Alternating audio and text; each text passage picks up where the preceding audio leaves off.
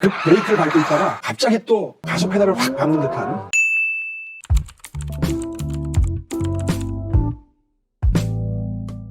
뭐 만시지탄이다 이런 생각이 듭니다. 네. 사실 이 정부 들어서 재건축 초과이익 환수라든지 뭐 그 조합원 2년간 실거주 의무라든지 안전진단 강화라든지 재건축 재개발을 못하게 하는 정책을 초기에 한 3년 정도를 아주 강력하게 시행했거든요. 네.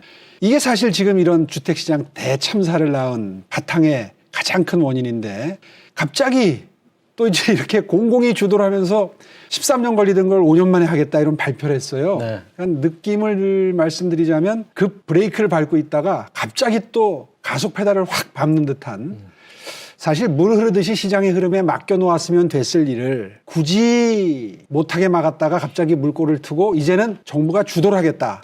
이런 모습을 보면서 정말 갈팡질팡 덕분에 서민들만 죽어나는구나 하는 생각을 했고요. 하여튼 늦었지만 방향을 빨리 공급하는 것으로 잡은 건 전 동의합니다. 네. 다만 뭐 시간이 많지 않으니까 자세한 말씀은 나중에 차례차례 드리기로 하고 네. 지금 말씀하신 것처럼 철학이 좀 다르다. 민간이 돈을 벌기 위해서 시장에 뛰어들면서 일이 빨리 가도록 하는 게 사실은 제일 좋은 방법인데 오늘 발표한 대책 역시 공공이 주도하고 민간은 그냥 옆에서 보조나 해라. 이제 이런 모양새가 되는 게 아마 앞으로 시장에서 부작용이나 역기능이 많이 나타날 소지가 있다. 전 그렇게 봅니다.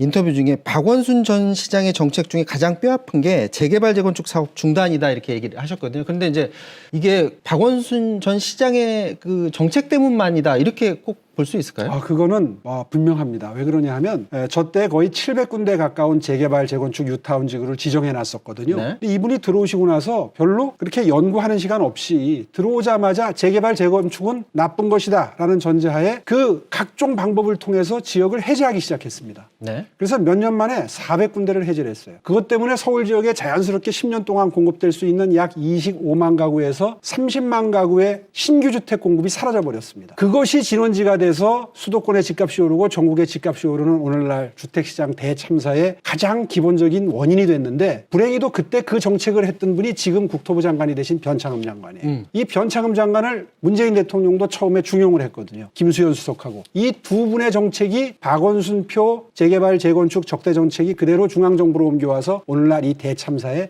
바탕을 이루었다. 이것이 전문가들의 분석입니다. 그런데 그 박원순 전 시장이 그런 결정을 하기 전에 상황을 보면 금융위기가 터졌잖아요. 금융위기 터지고 나서 그때 당시 2010년도 전후에서 부동산 직격탄 맞았었거든요.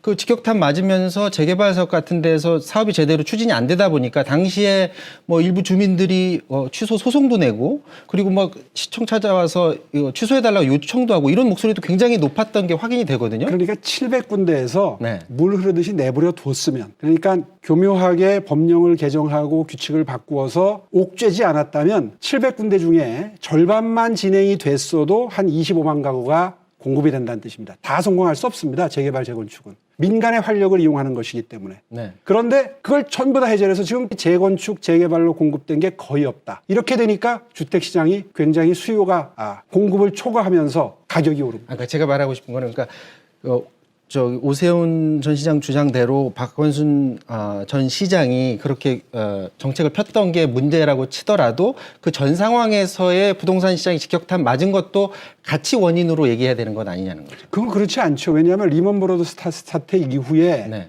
주택시장이 가격이 하향 안정화됐었잖아요. 그 이후에 아시다시피 1, 2인 가구가 지금 급증하고 있습니다. 그렇다면 1, 2인 가구가 새로 들어가야 될 소형주택이 공급이 됐어야 하는데 과거의 4인 기준 주택 정책을 그대로 고수를 하면서 더군다나 재개발 재건축은 나쁜 것이다. 나쁘다는 이유가 그거였어요. 그 지역에 사시는 저소득층들이 그 지역에서 내몰린다. 이런 명분을 가지고 이 재개발 재건축을 억제하고 반대하는 정책으로 일관했기 때문에 오늘날 이런 일이 생겼다는 게 사실은 전문가들의 공통된 의견입니다. 네.